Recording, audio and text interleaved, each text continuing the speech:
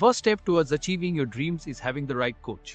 Get the best education with CAD/COM Lab and make your AutoCAD 2D 3Ds Max dreams come true. Download the app now.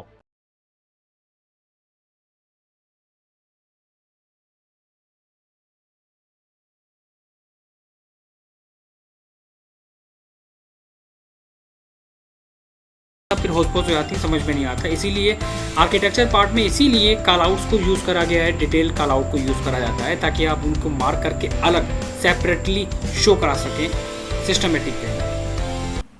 Hand rails, guard rails, इनको read करना पड़ेगा। Gapping कहाँ पर कितनी होनी चाहिए, types of के कितने क्या क्या होने चाहिए, स्टैंडर्ड्स। बिल्डिंग ओपनिंग्स,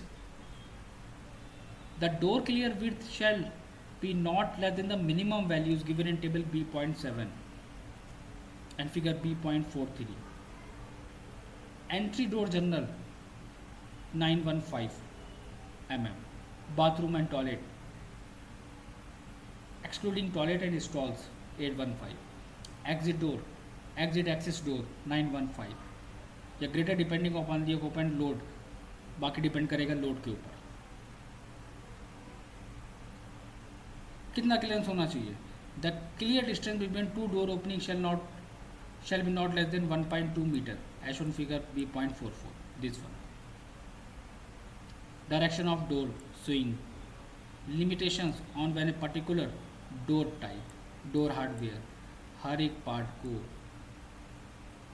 दिमाग में रखना पड़ेगा। यहाँ हम इतना फोकस नहीं करते हैं जितना वहाँ पर फोकस होता है डे लाइट पे। वहाँ सॉफ्टवेयर यूज़ करे जाते हैं लाइटिंग कैलकुलेशंस के, कितनी परसेंट लाइटिंग किस एरिया में मिलेगी। यहाँ तो 4 फीट की विंडो, 5 फीट की विंडो, 6 फीट की विंडो, 2 फीट की विंडो, यहाँ ऐड कर दो, वहाँ ऐड कर दो, यहाँ पर मन कर रहा है तो यहाँ ऐड कर दिया। Day light provisions for habitable and occupable spaces shall conform to table B.8. Housekeeper's room shall be provided with daylight similar to living spaces. When windows are equipped with mechanical opening means these shall be positioned at the height level between 900 mm to 1200 mm from the room FFL. Positions, the required amount of daylight can be provided through skylight or window, a combination of both for all building spaces. The skylight glazing should be positioned at a slope of 15 degree, या more from vertical and directly connected to the space surface. Business offices work areas कितना 10%. Minimum window glass glazing area, percentage of window net glazing area to room. Residential and hotels 10%, educational 10, assembly 10%. अब day light system की कुछ terms conditions है। When the room depth exceeds 3 times the width, additional daylight should be provided through the additional window meeting the criteria. उसका standard, opening between floors कितनी होनी चाहिए,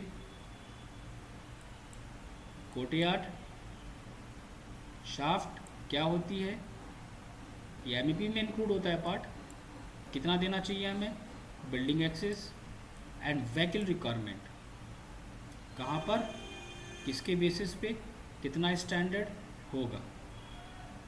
तो overall कहने का मतलब यहाँ पर क्या हुआ है कि वहाँ पर काम करने के लिए हमें सबसे पहले इम्पॉर्टेंट क्या होता है, इन गाइडलाइंस को पढ़ना। इतनी है टर्म्स कंडीशंस जो बहुत इम्पॉर्टेंट है। Windows and window hardware, accessible building element, right, minimum clear viewing range कितना होना चाहिए, surface, floor surface, labour range, other requirement of the surfaces, tile कौन सी, कितनी, कहाँ पर, किस शेप की, कितना एंगल, कितना टैपर, उसकी conditions, glass surface, furniture guidelines. Where storage facilities are provided, 20% of the shelves, boxes or lockers shall be within reaching distance for wheelchair users for people of short stature. They shall be located between 600 mm and 1200 mm above the floor. हर एक part की terms conditions वहाँ पर include है जो आपको वहाँ पर पढ़ना पड़ेगा। Apartment, height, open door, close door, 1 star hotel का डोर का हर एक चीज़, तो यहाँ के अकॉर्डिंग वहाँ की गाइडलाइंस बहुत स्ट्रॉन्ग है और बहुत ज़्यादा डिटेल्स है वर्किंग के लिए, क्योंकि वहाँ पर रूल्स रेगुलेशंस को ज़्यादा फॉलो करा जाता है। ये बात आप समझ लें, बहुत ज़्यादा हर एक पार्ट को। यहाँ पर आपने क्या पढ़ा, यहाँ पर आपने नॉर्मल डिटेल पढ़ ली, लेकिन वहाँ पर आपको हर एक पार्ट की डिटेल्स मिलेगी। HVAC energy efficiency, HVAC equipment and system अगर आप दे रहे हो तो उसके बेसिस पे टर्म्स कंडीशन।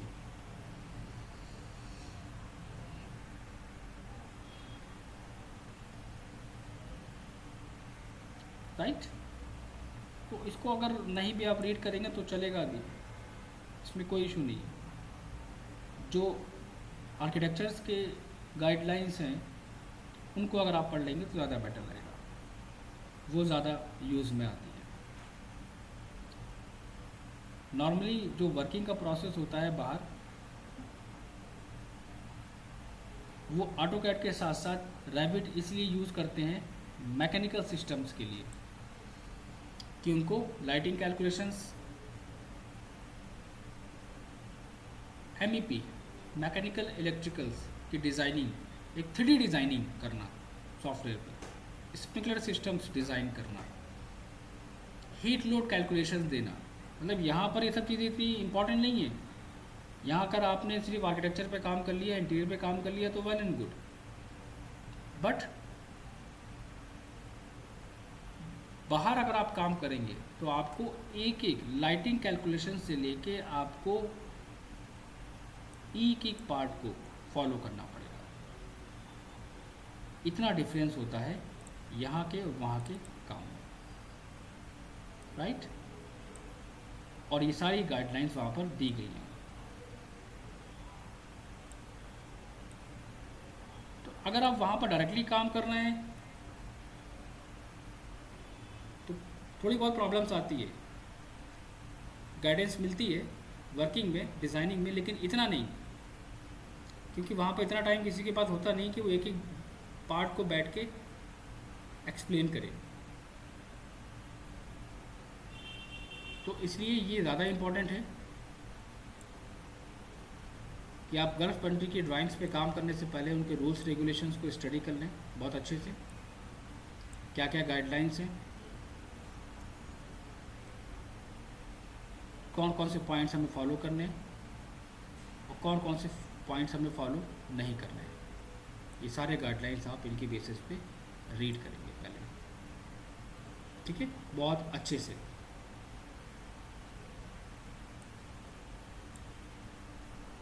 हर एक पार्ट आपको मिलेगा यहाँ पर। Design criteria considered are architectural, landscape and surface, screening and boundary, access requirement, safety and security, operations and maintenance, additional considerations.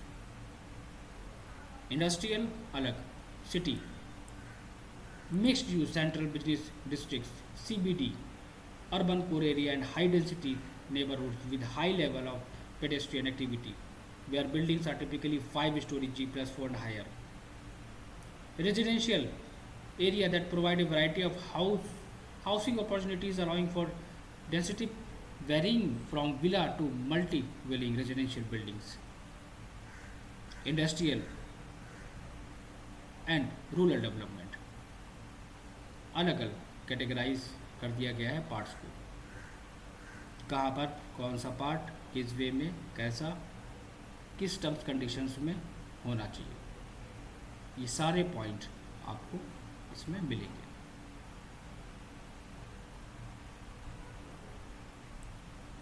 समझ में आया?